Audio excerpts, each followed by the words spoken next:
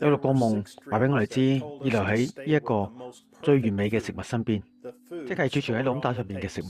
呢個係帕洛爾弟兄夢嘅一部分，記錄喺錄音帶編號62長橫12302。先生，這是末日跡象嗎？中，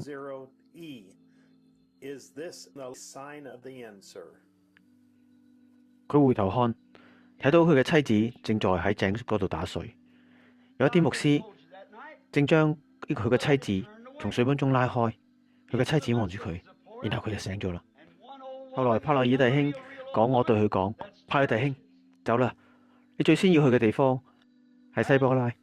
西波拉嘅意思係連字號或者句號或者係其他意思。我講你要留喺呢一度，然後往前走，你會看到一個老婦人。然唔好停喺嗰度，繼續走，你會看到一個更老嘅婦人。不要停喺嗰度。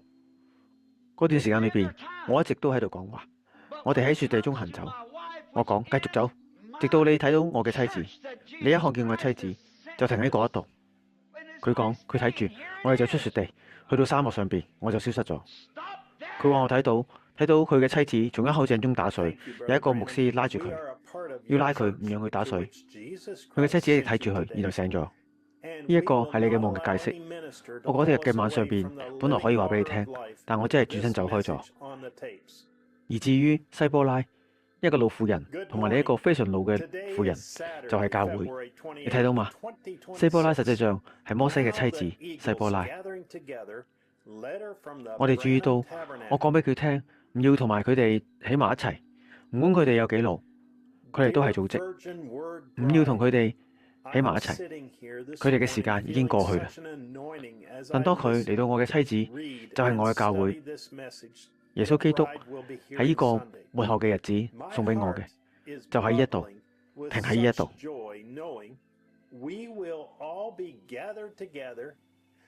多謝你，伯林漢弟兄，我哋係你教會嘅一部分。耶穌基督喺呢個時代差俾你呢一個教會。我哋唔會允許任何嘅牧師將我哋從生命活水，即係喺個錄音帶上邊嘅信息中拉走。早晨，今日係2026年2月28日，星期六。而家係來自伯林漢會堂應聚集一起嘅信。親愛嘅童女，真道辛苦。今日早上我坐喺呢一度，當我聆聽同埋閱讀並查考辛苦將會喺呢個星期日聽到呢一篇嘅信息嘅時候，感到一種恩膏。我嘅整個人都被膏抹咗，我嘅心因喜樂而歡騰，因為我知道我哋將會從世界各地着同樣嘅恩膏聚集埋一齊。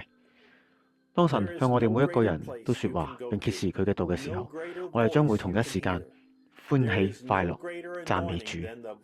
膏油嘅澆灌係如此浩大，屆時全世界將同時響起驚天動地嘅呼喊同埋讚美。哈利路亞，阿門。讚美主的名。當我哋以頌讚與敬拜衝天直上嘅時候，呢一個景象將必震撼天地。將會發生咩事？神將佢嘅新婦聯合，並向佢哋說話。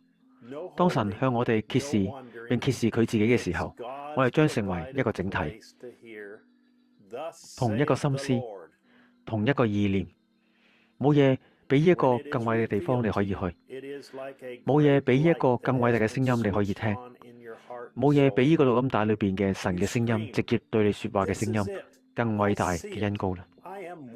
神從初起就看守佢嘅道，並預備咗一個地方，讓佢嘅所有孩子能夠親耳喺嗰度聽到佢嘅說話，並解釋佢自己嘅道。嗰度係一個沒有猜測嘅，唔止係盼望，冇懷疑嘅地方。嗰個地方係神所預備嘅，去聆聽主如此說嘅地方。當佢向你揭示嘅時候，就好似一道強大嘅光喺你嘅心同埋你嘅靈魂中點亮。你吶喊說：就係呢一個，我睇到啦，我與道合一，我就是道，我就是新婦，我已經到達咗啦。佢正在發生，而佢哋卻不知道。睇下，就係咁樣，睇到嘛？是的，先生，屍首在哪裏？鷹也必聚在那裏，就好似呢一個世界一樣真實。睇到嘛？呢個就係佢所講嘅屍首係啲乜嘢？神嘅道，佢就係神嘅道，就係屍首，就係基督。基督喺你哋裏邊，昨日今日直到永遠，佢都係一樣。佢是何等真實！當我哋聚集聆聽真道嘅時候，我哋所有嘅憂慮、所有嘅壓力、所有嘅難處麻煩都消失咗。我哋歡喜快樂，因為我哋意識到我哋冇嘢可以擔心。我哋係神嘅新婦，神唔單止與我哋同在，而且佢更喺我哋裏邊。我哋係種子真道新婦，一切都係完美嘅。佢嘅時間安排係完美嘅，我哋亦都係完美嘅。我哋如此滿足，如此感恩地咁樣講，我哋係神嘅嗰啲童女所生嘅真道嘅顯現。耶穌基督昨日今日直到永遠都係一樣。佢活着並住喺我哋裏邊，哈利路亞！我哋唔能夠喺一個字上妥協，我哋必須聆聽錄音帶中神嘅聲音。你見過紅鷹妥協嗎？冇，先生，佢絕唔會妥協。真嘅基督徒都係一樣，佢絕對唔係軟骨之輩，佢會窮追不捨，直至找住到為止。阿門，是的，先生，我哋會找到佢嘅肉。佢想要新鮮嘅嗎哪，佢會俯衝到嗰度，不斷挖掘，直至揾到為止。佢會越飛越高。如果呢一個山谷嗰度沒有嗎哪，佢就會飛得更高。你飛得越高，就睇到嘅就越多。所以而家係大鷹展翅高飛嘅時候啦。深入發掘神嘅應許，唔再啄食禿鷹喺嗰度嘅陳年腐肉，從邊一度出嚟吧。準備好辛苦，我哋將食新鮮嘅嗎哪，坐喺最偉大嘅恩膏之下，就喺本周日中午12點傑弗遜韋爾時間。